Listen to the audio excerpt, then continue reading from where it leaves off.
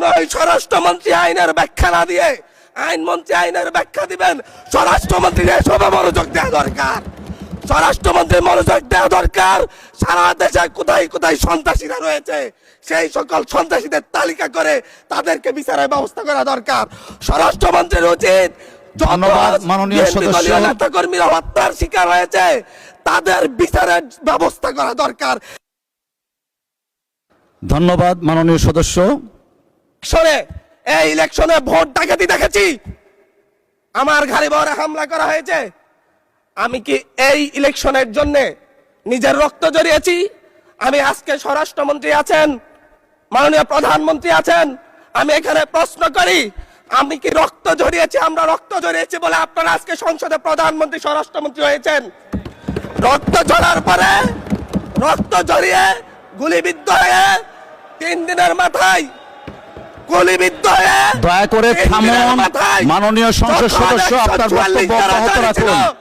144 ধারার মধ্যে আবার নিজে গুলিবিদ্ধ পা দিয়ে বের হয়ে গিয়ে সংবাদ সম্মেলন করে বলেছি আবার রাস্তায় নামুন, হাজরা প্রতিহত হতে হবে। আমরা বলেছি নতুন বাংলাদেশ দিব। আমরা নতুন বাংলাদেশ আবার প্রতারণার রাজনীতি দেখতে চাই না, প্রবঞ্চনার রাজনীতি দেখতে চাই না। যেই গণভোটের পক্ষে আমাদের মাননীয় প্রধানমন্ত্রী প্রচারণা চালিয়েছেন, যে আদেশের পক্ষে মাননীয় সরকার দলীয় সংসদ সদস্যরা প্রচারণা চালিয়েছেন, আজকে এখানে এসে কেন এটা নিয়ে আবার দীর্ঘ আলোচনা হতে হবে?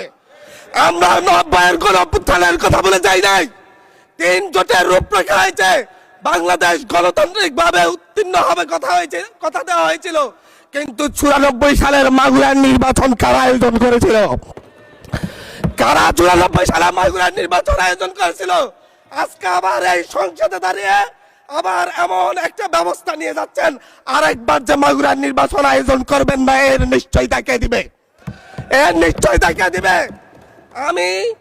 আমি আমার সবচাইতে কম বয়সী প্রার্থী হিসাবে নিজের প্রার্থীটা জমা দিয়ে এলাকায় গিয়েছি প্রচারণা করতে, 3বার হামলা শিকার হতে হয়েছে।